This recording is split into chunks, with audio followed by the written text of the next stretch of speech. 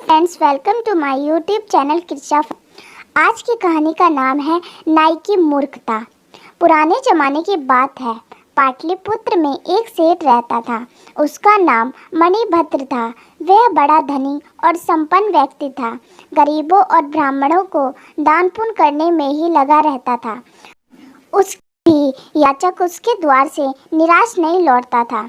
समय परिवर्तनशील है। समय का प्रभाव मणिभद्र पर भी पड़ा। उसका व्यापार चलते चलते रुक गया, परंतु वह दान पुण्य करता ही रहा। परिणाम यह हुआ कि उसका सारा धन समाप्त हो गया और वह निर्धन हो गया। धन के न रहने से मणिभद्र का जीवन बहुत कष्ट में हो गया। मित्रों ने उसका साथ छोड़ दिया और भिखारी भी उसके पास से निराश लौटने लगे। इससे उसे बहुत दुख होता। एक रात वह लेटे लेटे सोचने लगा कि धिक्कार है ऐसे निर्धनता पर। सचमुच मनुष्य का निर्धन होना ही सबसे बड़ा पाप है। यह सोचता सोचता वह सो गया। शील, शांति, दया, दान पुण्य तभी तक किए जा सकते हैं जब तक कि धन हो। निर्धन होने पर तो उसके सभी गुण मिट्टी में मिल जाते हैं।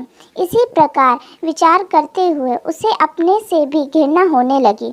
वह मन में सोचने लगा कि धिक्कार है मेरे जीवन को, इससे तो मर जाना ही उत्तम है। इसी प्रकार सोचते सोचते मणिभद्र को नींद आ गई। मणिभद्र जब सो गया तो उसे एक स्वप्न आया। स्वप्न में उसने देखा कि पद्म नाम का एक खजाना साधु का रूप बनकर उसके सामने खड़ा है और कह रहा है, अरे मणिभद्र, मुझे ज्ञात हुआ है कि तुम धन भाव के कारण आत्महत्या करने पर उतर आए हो। सेठ, मैं तुम्हारे कष्टों को समझ रहा हूँ और उसे दूर करने के लिए यहीं उपस्थित हुआ हूँ। सेठ ने पूछा, महात्मा आप कौन हैं? क्या मैं जान सकता हूँ? आप मेरे कष्ट को किस प्रकार दूर करेंगे? साधु ने उत्तर दिया, सुनो सेठ, मैं पद्म नाम का खजाना साधु के रूप में तुम्हारे सम्मुख उपस्थित हूँ। तुम्हारे पूर्वजों ने और तुमने अपने शुभ कर्मों द्वारा मुझे संचित रखा है। आज मैं अपना कर्तव्य समझ के तुम्हारी सहायता करूँगा। मैं प्रातः काल ही इस साधु के रूप में तुम्हारे घर पर आऊँगा। उस समय तुम मेरे सिर पर एक डंडा मारना, मैं तत्काल ही सोना बन जाऊंगा। इसी प्रकार तुम्हारी निर्धनता दूर हो जाएगी। ऐसा कहते ही साधु अंतर्ध्यान हो गए। प्रातःकाल होते ही ऐसा हुआ। तब उसने देखा कि एक साधु उसके द्वार पर खड़ा है। सेठ ने पास पड़ी लकड़ी से उसके सिर पर धीरे से चोट लगाई। चोट लगते ही साधु सोने की मूर्ति बनकर गिर पड़ा। सेठ ने उसे उठाकर घर में रख लिया। उसी समय सेठ की हजामत बनवाने के लिए एक नाई उसके घर पर आया हुआ था। उसने वह घटना देख ली। सेठ ने नाई से हजामत बनवाई और उससे बहुत सारा धन देकर विदा किया। नाई अपने घर पहुंचकर सोचने लगा, कितने आश्चर्य की बात है कि सेठ ने साधु के सिर पर डंडा मारा और वह सोना बन गया। ऐसा लगता है सभी सेठ इसी प्रकार धन बनाते होंगे। यदि मैं भी साधु के सिर डंडा मारूं तो अवश्य ही मैं भी सोने की मूर्ति बना सकता हूं और तब मेरी निर्धनता भी दूर हो जाएगी। तब मुझे क्या आवश्यकता पड़ी है कि मैं मारा मारा फिरूं और लोगों की हजामत बनाऊं। इसी प्रकार सोचते सोचते रात हो गई। उसे रात भर नींद न आई और साधुओं को इकट्ठा करने की योजना बनाता रहा।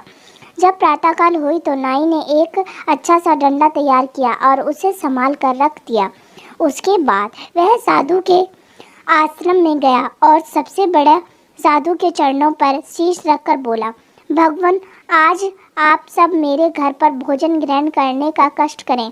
आपके चरणों से मेरा घर पवित्र हो जाएगा और मेरा हृदय को बड़ी शक्ति मिलेगी। साधु, अरे भक्त, तू तो बड़ा धार्मिक लगता है, फिर भी तू क्या बोल रहा है? हम तो साधु हैं, घर घर मांग कर खा लेते हैं। हम किसी का निमंत्रण स्वीकार नहीं करते। जाओ फिर कभी ऐसा मत कहना। नाई भगवान, मैं आप लोगों के व्रत और नियम को भली प्रकार जानता हूँ, परंतु स्वामी आपके दर्शन का सौभाग्य मुझे कभी भी प्राप्त नहीं हो सकता, क्योंकि मेरा घर नगर के एक कोने में है। और दूसरी बात यह है कि आपकी पुस्तकों पर चढ़ाने के लिए मैंने कई मूल्यवान वस्त्रों को इकट्ठा कर रखा है। यदि आप लोगों ने मेरे घर पर दर्शन ना दिए तो मेरा यह परिश्रम व्यर्थ जाएगा और मुझे बहुत दुख होगा। साधु किसी प्रकार दिल दुखाना नहीं चाहते थे, इसीलिए उन्होंने उसका निमंत्रण स्वीकार किया। उनकी स्वीकृति प्राप्त कर नाई भी अपने घर चला गया।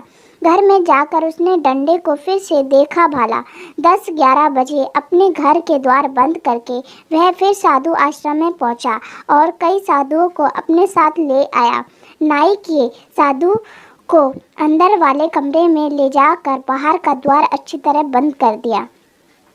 अब ठीक अवसर समझकर नाई ने तैयार किया हुआ डंडा अपने हाथ में संभाला और धड़ धड़ साधुओं के सिर पर मारने लगा। डंडों की मार से हाहाकार मच गया। कुछ साधु का तो सर फट गया, कुछ मर गया, कुछ घायल हो गए। बचाओ बचाओ, मारे गए चिल्लाने लगे। इस रोने चिल्लाने को सुनकर बाहर के लोग नाई के कमरे का दरवाज़ा तोड़कर अंदर घुस आए। उन्होंने उसे पकड़ लिया। इतने में थानेदार भी सिपाही सहित आ पहुँचे। मरे हुए और घायल साधुओं को देखने पर थानेदार ने नाई से पूछा, अरे दुष्ट, तूने ये क्यों मार दिए? नाई ने सेठ मणिभद्र के घर में हुई सारी घटना को ठीक ठाक बताया। तभी ये अभियोग कचहरी में पहुंचा। वहां पर न्यायाधीश ने सेठ मणिभद्र को भी बुलाया और उससे साधु के सोने बनने का रहस्य पूछा। सेठ ने बताया, महाराज, वह तो पद्म नाम का खजाना था जो कि साधु का रूप धारण कर मेरे घर पर आया था। मैंने तो केवल डंडा से छुआ था, मैंने कोई साधु नहीं मारा। सारे बात सुनकर न्यायाधीश ने यह निर्णय लिया कि नाई ने बिना सोचे समझे काम किया है और कई साधु महात्माओं की जान ली है। अंत में फांसी का आदेश दिया गया। हमें इस कहानी से यह सीख मिलती है कि बिना सोचे समझे हमें कोई काम नहीं करना चाहिए।